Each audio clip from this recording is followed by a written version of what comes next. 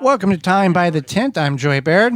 I'm Holly Baird. And we are going to go and revisit the week 4 of our time at our property in the northwoods of Wisconsin.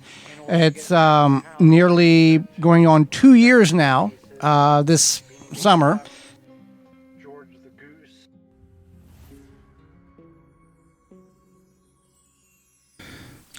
Okay, so we're here. We've done this on the 3 previous. I'll have those linked in the show notes below. This property is located in the northwoods of Wisconsin, and we will revisit this as we've informed in prior behind the scenes.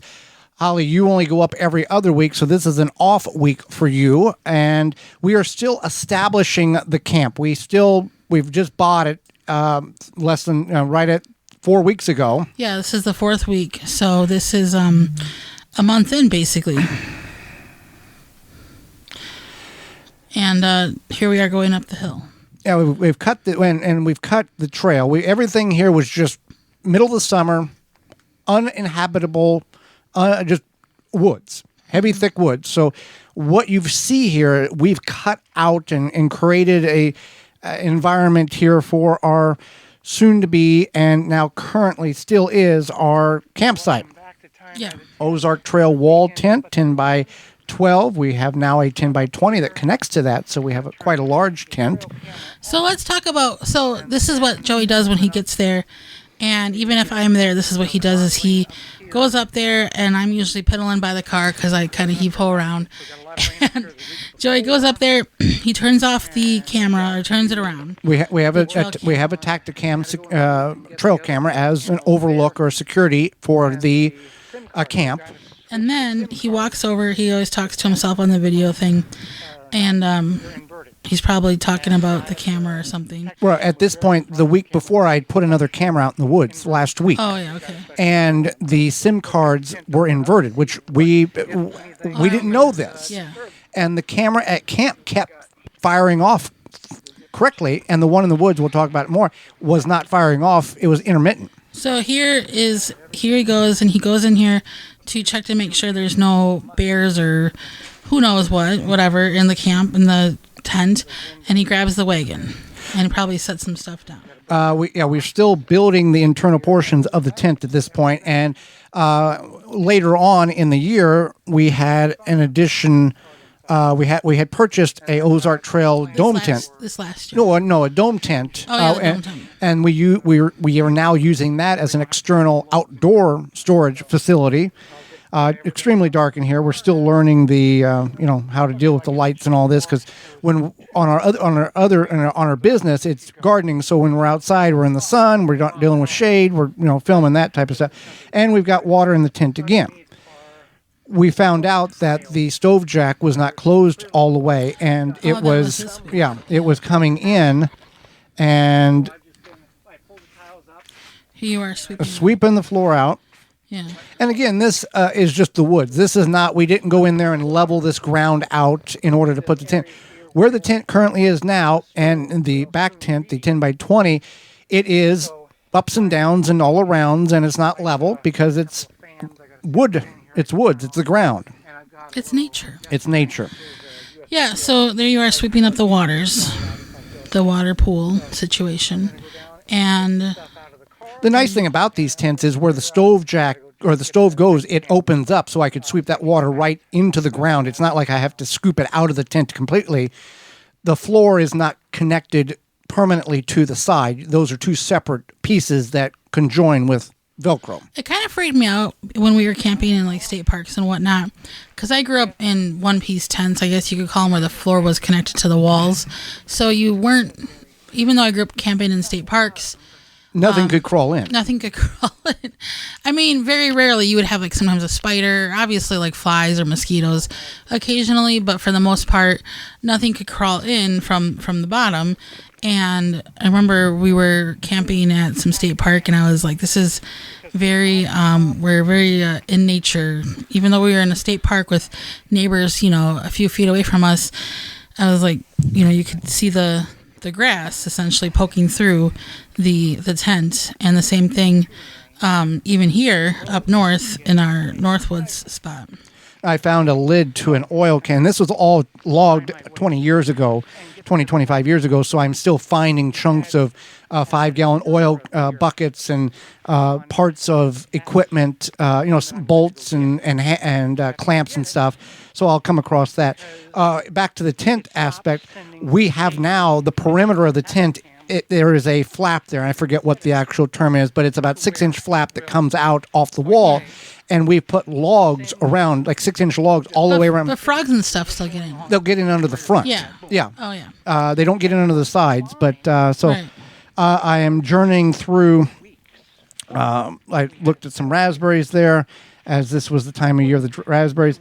I'm making my way through because back to the Tacticam trail camera. The SIM cards are specifically assigned to the camera in which they come with.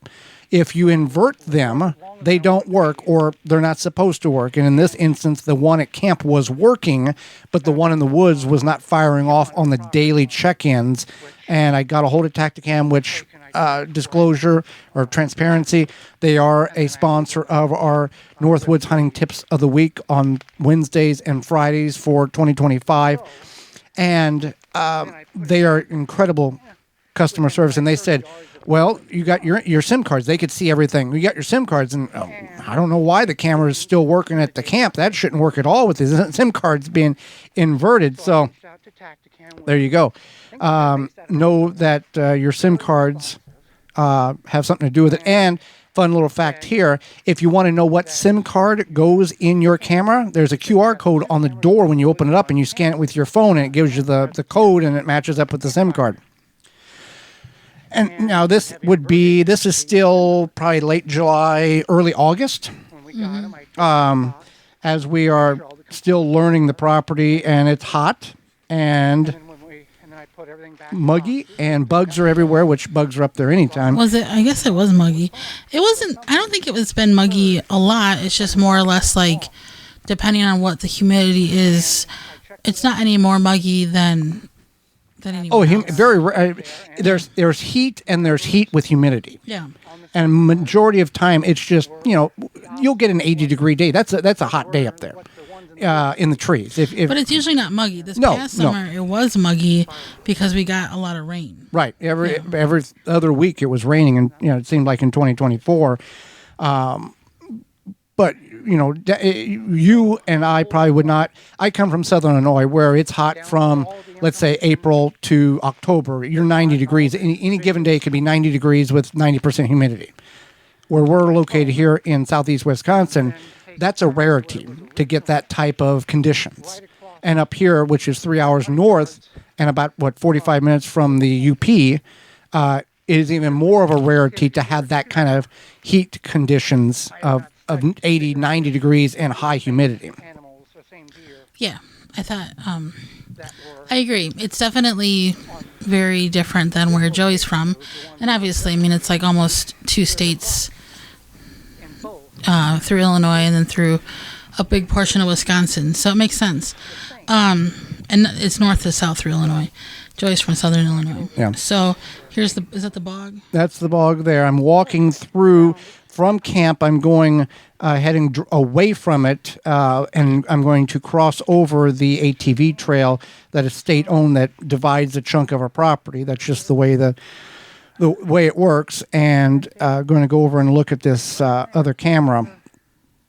There's the camera. We run them off ammo boxes with a 12-volt lead-acid battery inside of it, and going to switch everything out that needs to be switched and get it functioning. And it is nice to know what's going on. We leave one camera up there during the winter, and it goes off twice a day unless it's windy or something is there, like a deer. We've had a deer. Recent weeks, we've had a deer in front of the camera. We've had a bobcat in front of the camera. We've had a fox in front of the camera. And the camera, it was one day it was negative 23 degrees. It tells you the time, the date, and the temperature. But it was negative ambient temperature, negative 23 degrees. It was cold. Yeah. It looks pretty up there. It's like Canada cold. Yeah, it looks pretty whenever you see it on It's camera. beautiful. Yeah, but it's not fun outdoor pretty. Right, right.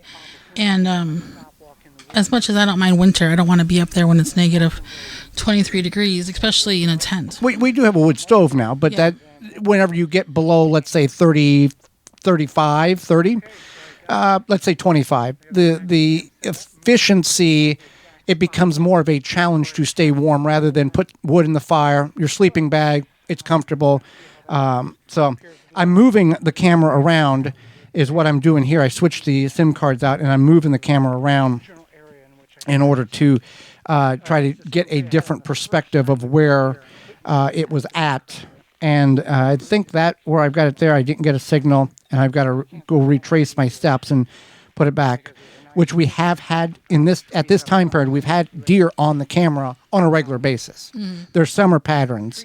We've had bucks. We've had very nice bucks. We've had does, and it is just a very thick pine, jack pine forest with intermittent aspen, birch, and maple trees in amongst it, and it's just really thick, and the terrain is not as smooth as you would think a woods would be because of all the logging in which was occurred 20, 25 years ago. Right. So here's some foliage. Now, if you were up there, this as we spoke, right? This is your office. You'd be kind of getting the fire going. You'd be you kind of unpack some things and kind of getting your chill figured out. You'd be relaxing. Yeah, I go up there to relax. I go up there and I have a list. I'd be relaxing. I have a list of things in which, okay, here's all the things I want to get done. But that's what you want to do. Well, there's some things in which has to be done in order to make your trip up there more enjoyable. Plenty of firewood, secure around the tent. You relax around the tent too. I know, but I try to get as much stuff done as need be. And then at nighttime, you sit there and you chill. Yeah. Yeah. So it's not like you're not relaxing. No, but I'm not setting up there for 2 days and doing absolutely nothing. Well, neither am I. I No. prep the foods. Right. And then, I do stuff. And what is this? This is showing, not sure what that was showing. The deer, I think that was the screenshot of the deer. And also, for the record, you're going to get yelled at now. Okay. Who does all the grocery shopping to prepare? Oh, yeah. Who plans most of the meals? Yeah. I ask for your input. Yes. I say, does it sound good? But I plan all the meals. I do all the grocery shopping. And some of the meals in which I have harvested off the land. Yes. But I do all the grocery shopping except for any venison. Yeah. We're back at camp here. I brought up is that? That's your tabletop. Oh, that's my table. Yep, that's your table, and this is just a modge-podge of everything that has come out of the car because it was another week of pack the car as full as possible because we need more stuff to take up there, and now it's time to organize barbecue grill. Oh yeah, that's the Homer Simpson. The Homer Simpson 10th anniversary barbecue grill from Weber. This was and we'll talk about it. Well, we'll talk about it now. Why not? This was coming back from your mom's home. Your sister and our nephew was there, which is where our garden is for our business. And we saw this, which our car coming home was packed full of produce, and we had no space for it. So you called your sister and said, "Hey, can you go down and pick it up?" So your sister and our nephew drug it about a city and a half block back up to your mom's house and stored it there until I came back the next week.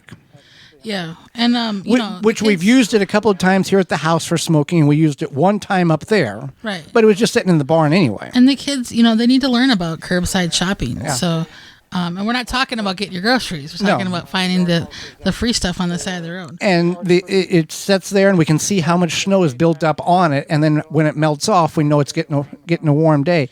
I've got markers I'm going to set up a archery target or archery shooting lane as I am a hunter, and this would be coming up in this video in a few months, the first time I have archery hunted. Is there a 12-step program for that? No. I'm a hunter. My name is Joey, and I'm a hunter. No, not really.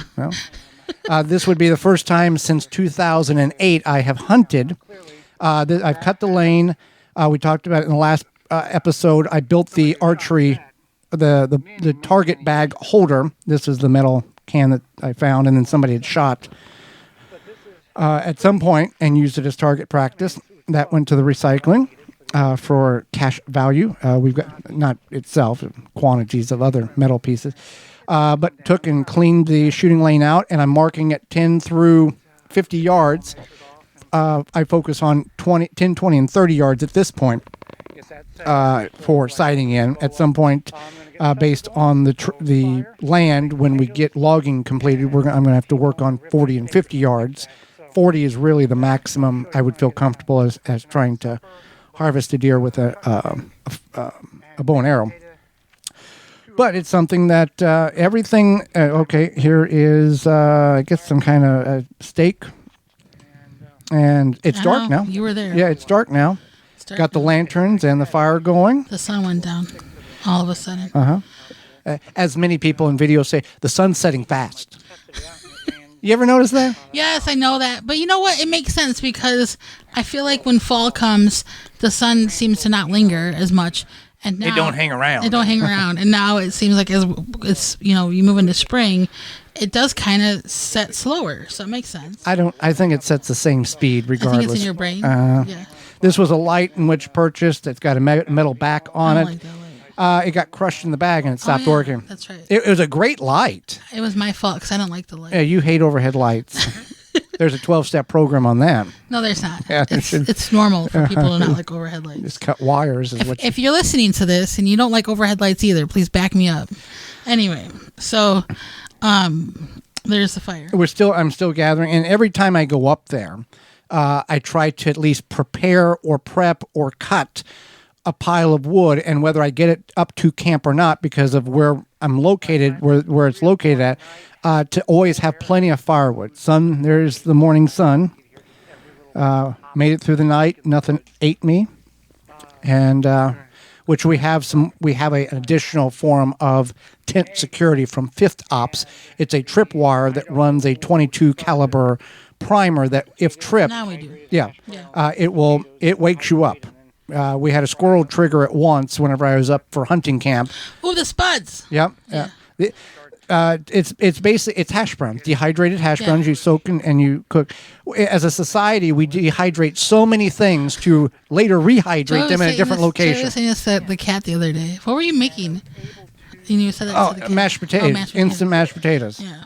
Yeah, we dehydrate so many things. There's the light there, demonstrating that it hooks to the metal frame of the tent. Yeah. And I've added more supports in order to get that tent elevated. Let's talk about those hash browns. Okay. I am sure backpackers probably use these, but they're very handy because they're light, Right. lightweight, they're dehydrated, obviously, and then you can have nice hash browns very easily without having a refrigeration. There's like 7 servings in that thing. I guess. I don't understand. It's more like for 2 people. Oh, yeah. But whatever. You don't have to have refrigeration or like freezers or whatever. Oh, it's light as can be. Yeah, it's really nice. And you let it soak, I think, for 15 minutes. You put water up to, it's a little milk carton. And if you're half awake, it's not a lot of effort. And you don't have to pour necessarily, if you do the right water requirements, you don't have to pour anything off. It soaks it up, and then you hit in the pan.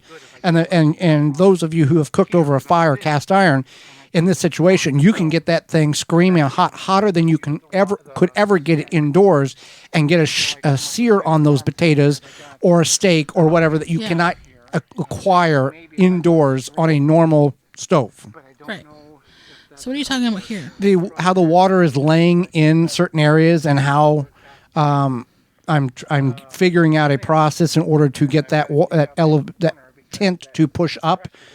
We've got logs now, or twigs, or 1-inch diameter trees, going the length of it in order to elevate that above the rafters to get that water to shed off, because it was pooling up and was having a lot of issues with water getting in.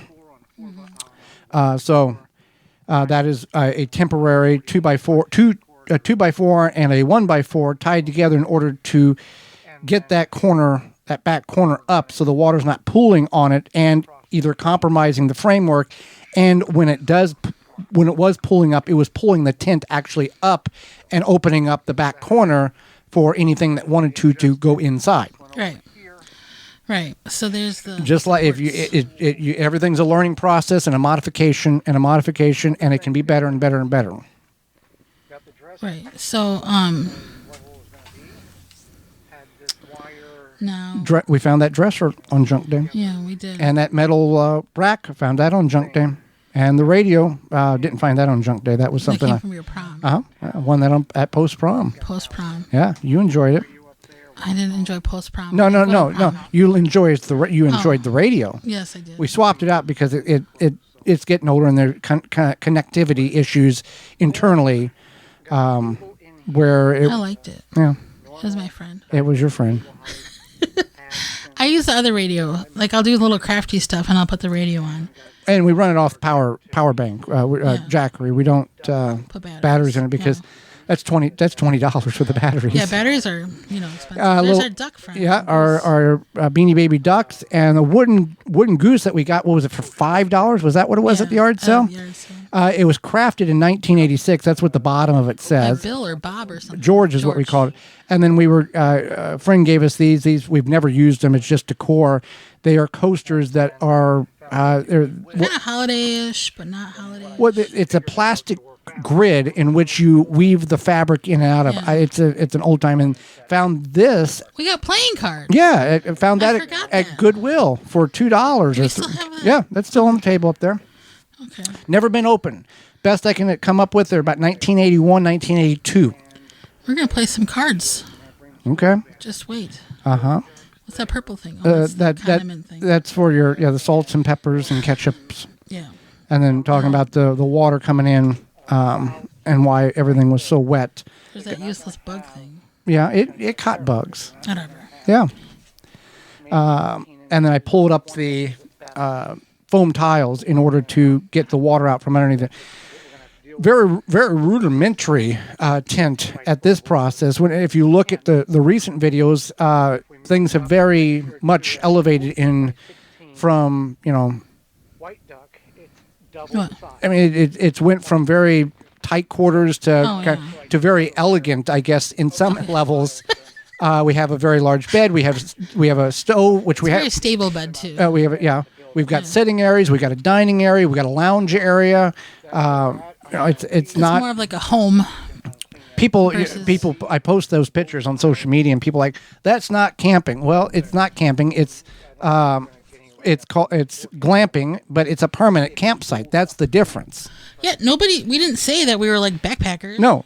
This is we go up there, and then when we leave, we lock everything up the best we can with a tin. I call it our home away from home. Right. Because that's it's our vacation every week. It is. I call it my pre-retirement because I'm sure I'm not going to ever have retirement. So I enjoy it now. And it's really not camping. I agree. If anybody thinks that we would argue with them. No, and if you don't like camping, don't buy land. But we hear these stories. People work all year and save money to go on a vacation like for a week and a half. That's okay for them. Right. And it's, $3, $5, $8, $10,000, whatever that is. And they spend 2 weeks or whatever on a cruise or what.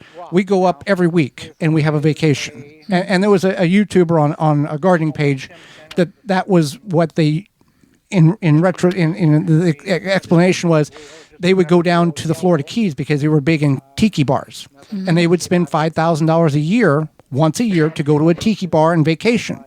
They created their own tiki bar in their backyard next to the pool, and they have a vacation every night when they come home from work. They put that $5,000, and now they have it all the time. I guess, but it's maybe not warm all the time. No, they're in Arkansas. Oh, well, it's probably warmish. But my point is, you can create your own environment. But some people go places to see different things. Because that's their thing. Right, yeah. Right. Or like they go to Disney World or, on a cruise or something, and that's fine. Caribbean cruise. The Office. Yeah. Uh-huh. Anyway, so here's the Homer grill. Yeah, we've used it one time up there. Yeah. Yeah, one time, and then we had a little black bear, check it out. Didn't knock it over, just climbed up on it, sniffed it, tried to bite it, and then climbed down and walked away. I think it's because it just doesn't look like nature, so it was like something different. What kind of barbecue grills does the bears have? I don't know. Obviously, probably not yellow. They probably have just a standard, because they're probably low-income bears. Yeah. And they can only afford the cheap Weber, cheap ones they buy at Walmart, Right. Yeah. Right. I have a feeling that it was a curiosity. Oh yeah, For the yeah. bear. Because if it was wanting to, it would have pushed it over, Yeah. and it would have fell apart, and it would have licked whatever whatever was inside of it. Right. And we've had black bear, large and small, walk by our camp when we're not there. We've never encountered a bear at this point when we've been on the property. I think we make too much noise. And all of our cookware is in a giant Rubbermaid container outside of the tent by the wood pile. And bears have walked right by that multiple times and never sniffed it, never looked at it, and just kept moving. You would think that there would be so much flavor and smell infused in that cast iron that would be the first thing they would knock over and try to see what's going on. Yeah, right. So here you, I don't know, what are you doing? Set up your thing? I'm just looking over. That's the state trail that, looking at the... Those are the mushrooms you don't eat. no, that's a cut tree. Last week I cut the tree down. Right. Oh, the mushrooms up there are phenomenal. Just stop it. No, not to eat, but the appearance of them. Yeah, they're beautiful. they're like Peter Cottontail mushrooms. Yeah. The bright orange and the bright purple. It's very very unique, and a lot of frogs too. A lot of different frogs, big, small, little, anything. We've got some videos of imagery of the frogs on the property and the mushrooms, and in our weekly image video series. But where I'm standing right now is about 30 yards is where I'm at, and then I'm at 25 there, and 20 right now, and then 10. We're at 15 right now, and then 10 is right there. And it's really nice. Back home, I had a shooting range, but it had to be modified because it was around barns. And when when we were putting hay in the barn, it had to be moved around. This is permanent. I don't have to move it at all. It's just, and you've talked about the possibility of getting a crossbow and potentially doing hunting this fall. See. Right. So you would have access, or you would need to be able to. I have some concerns. You have concerns. We're going to talk about that some other time. Okay. Not today. Not today. So I made this last week, or I brought it up last week and put it together. 2x4 frame, and it is on a half of a pallet that was free, and I've got eye hooks. Not eye hooks. I don't want to call them eye hooks. They're not eye hooks. They're half hooks. They're J hooks, I think is what they're called. Yeah. And I don't know why we had those. Those are from a gardening project when we hung a grow light. So it worked perfectly. Had zero expense and got that target at a yard sale for $10. It was listed for $15, and you know how a yard sale, the goal is to go in and haggle and see what you can get.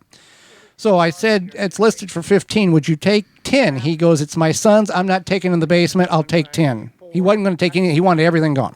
And I got that, and I got something else from him too. But talking about putting the, and these were scrap pieces, 1x4s and just some split 1x4s, yard markers, and putting those in the ground. Yeah, the yard markers. And you're getting, I don't know, you're going to talk about your yardage.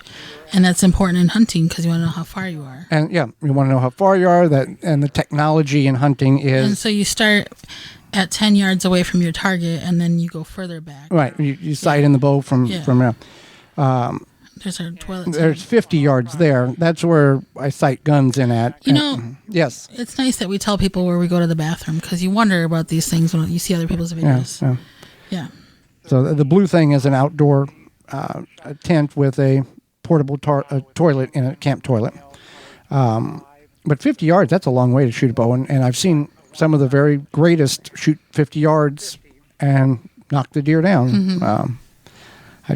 You gotta want it. So you got to be confident that you can hit it 50 yards if you're going to shoot 50 yards. Yes. The whole point of the hunting is the ethical, responsible absolutely portion of it. It's not just throw things at something and the fun of, oh, look what I got. No, that's not how that's not how we play, and that's not the purpose of hunting. It is not a level. It's not level at all, but it serves its purpose. Well, nature isn't level. Well, woods is pretty level. There's some portions of this property that have really been helped by a large piece of logging equipment to create different hills and ruts. Right. So, I don't know. What are you doing? Wandering around? Talking about something else. I'm wanting to cut a trail to go down to what now is your secret garden. Oh yeah. Is what that's going to. That is what the plan was, and that was on the list for about a year before I got that particular project done.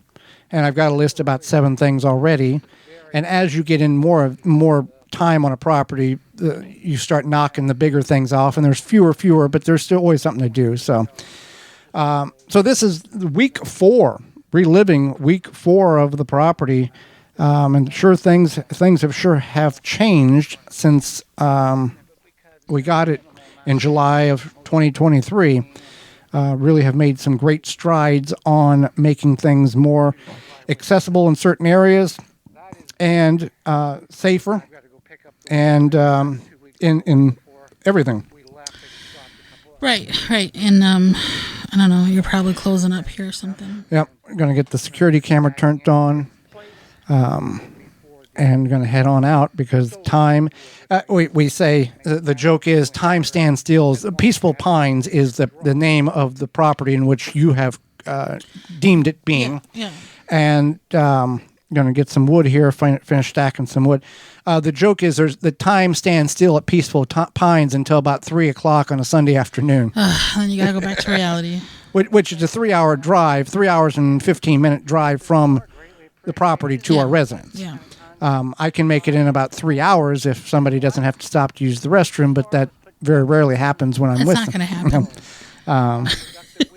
So we certainly thank you for tuning in. If you've not seen these videos, there is a whole series way back on the under What's on Our Land tab, I believe it is, playlist. And thank you very much, and we will see you next time.